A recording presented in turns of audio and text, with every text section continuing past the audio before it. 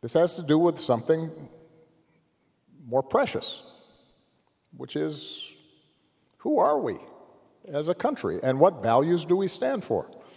And now, this is not just an abstraction, and I think this is one of the challenges that we have. And I saw this even before the last election.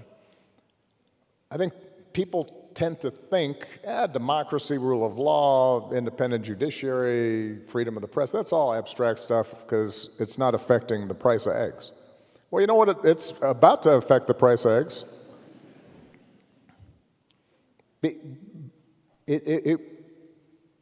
One of the things that has distinguished us in the past has been this basic idea that we are a rules-based society.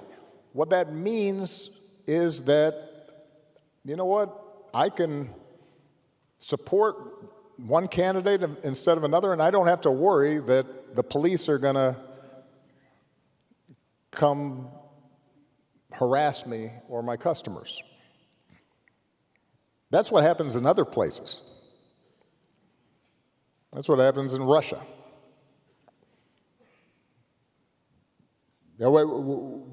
We take for granted the idea that we don't have to pay bribes or hire somebody's cousin in order to get a business permit.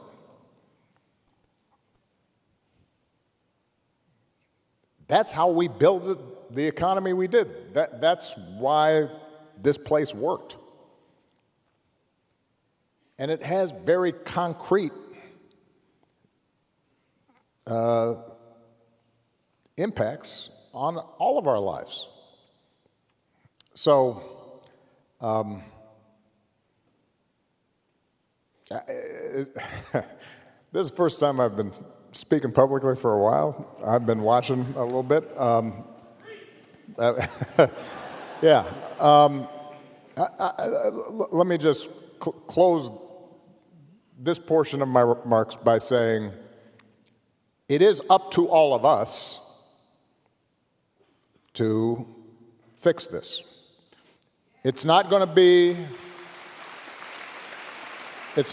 because somebody comes and saves you. The most important office in this democracy is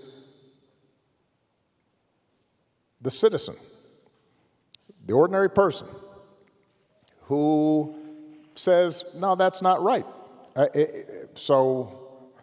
And I do think one of the reasons that our commitment to democratic ideals has eroded is that we got pretty comfortable and complacent. You know, it has been easy during most of our lifetimes to say you are a progressive, or say you are for social justice, or say you're for free speech, and not have to pay a price for it. And now we're at one of those moments where, you know what, it's not enough just to say you're for something. You may actually have to do something and possibly sacrifice a little bit. So, yeah, if you're a law firm being threatened, you might have to say, okay, we will lose some business because we're going to stand for a principle. If you are a university, you may have to say, figure out, are we in fact doing things right? Have we in fact violated our own values, our own code, violated the law in some fashion? If not, and you're just being intimidated, well, you should be able to say, well, that's why we got this big endowment. You know, we'll stand up for what we believe in, and then we'll pay our researchers for a while out of that endowment, and we'll give up the extra wing or the fancy gymnasium that we can delay that for a couple of years, because, you know, academic freedom might be a little more important.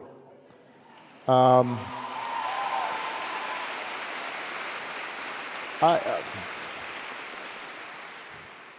for most of human history, and to this day in most of places in the world, there is a cost to challenging the powers that be, particularly if they're abusing that power.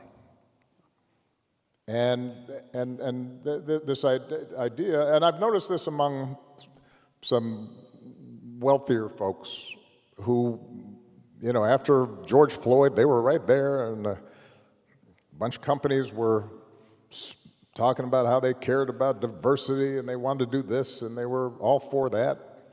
And they are mute right now.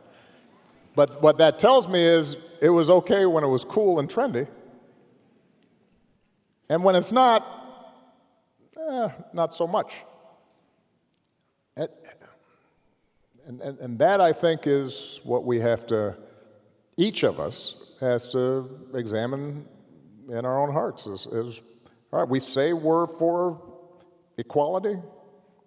Are we willing to fight for it? Are we going to risk something for it? We say that we're for rule of law. Are we going to stick to that when it's tough, not when it's easy? We believe in freedom of speech. Do we stand up for freedom of speech when the other person talking is saying stuff that infuriates us and is wrong and hurtful? Do we still believe in it?